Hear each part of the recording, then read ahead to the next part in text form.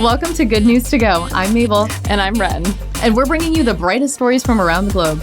So this week, we're learning about Jupiter's northern lights. And discovering more about wildfire-resistant homes in California. Japan is testing fake blood, and incarcerated women are given a second chance at a career. And a bear that had days to live from cancer is now in remission thanks to honey. 5 fast, feel-good stories. Obviously, everyone remembers the tragic wildfires that burned through Southern California earlier this year. Well, a major U.S. developer unveiled the country's first wildfire-resistant neighborhood in Escondido, California. And so far, 64 homes have been built in this town that are all worth about $1 million.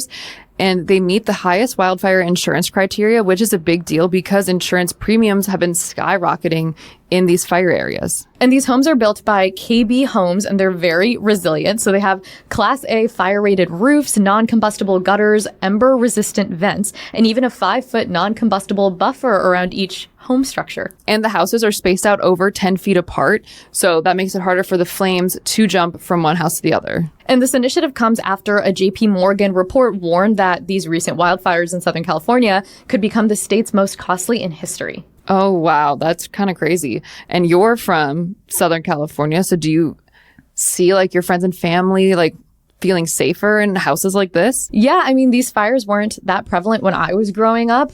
But now you see fire season kind of come every year, destroying these entire neighborhoods. So just like we've seen more modern buildings in LA be earthquake proof, I feel like wildfire proofing buildings is like the next thing. The James Webb Telescope has just unveiled stunning new details about Jupiter's auroras, which are mesmerizing northern lights at the planet's poles. So these auroras are 100 times brighter than Earth's, and they're created when high energy particles from space collide with Jupiter's gases near its magnetic poles, and they produce vibrant dancing lights. That's so cool. Have you ever seen northern lights?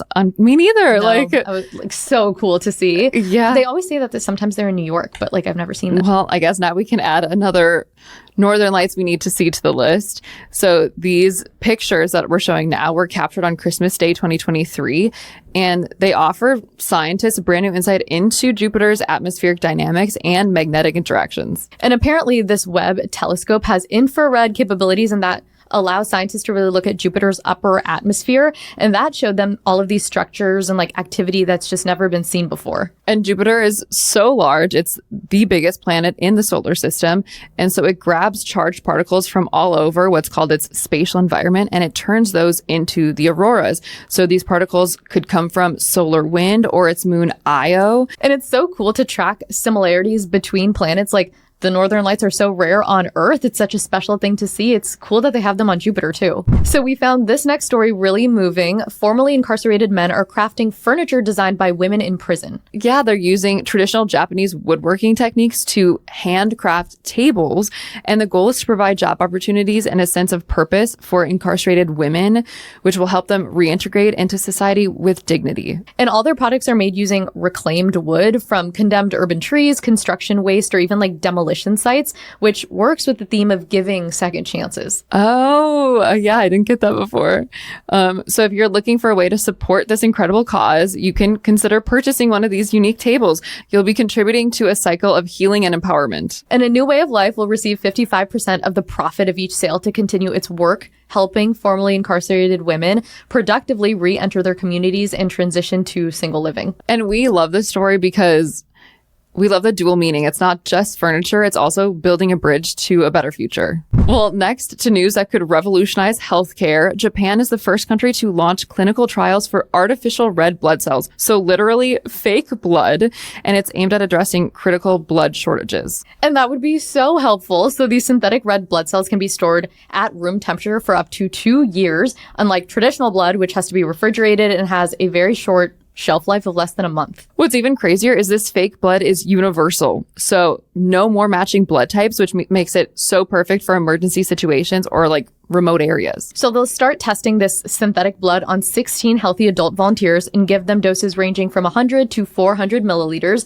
And if there's no like adverse effects in the first phase, the next phase will go on to testing broader safety and efficacy targets. And so the artificial cells were developed with expired donor blood, and hopefully they can open the door to safe, long-lasting alternatives to traditional blood transfusions. And with Japan's like aging population and apparently declining blood donations, this innovation could be a game changer in the space.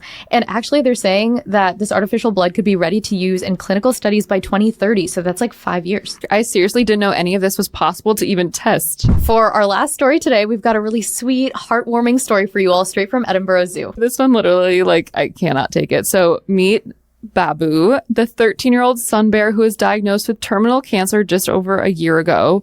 Her prognosis was so grim, she was given only weeks to live. And to make her medication more palatable, zookeepers began mixing her meds with her favorite treat, which is honey. And so not only was she obviously really happy to eat it, she was more willing to take her medicine. And miraculously today, Baboo is in remission. So the vets are astonished by her unexpected recovery, and they credit her improved health to a combination of her treatment, but also the joy brought by her favorite snack. And sun bears typically live around 10 to 25 years, but in captivity, they can live up to 30 years. So Baboo has possibly another decade in front of her adoring fans. No, this story literally tore my heart out and then put it back together. And that's a wrap for this week's Good News to Go. The fake blood was really cool. That was crazy. Thank you so much for joining us. Don't forget to like, subscribe, and hit that bell so you never miss a feel-good story. See you next week for more Good News to Go.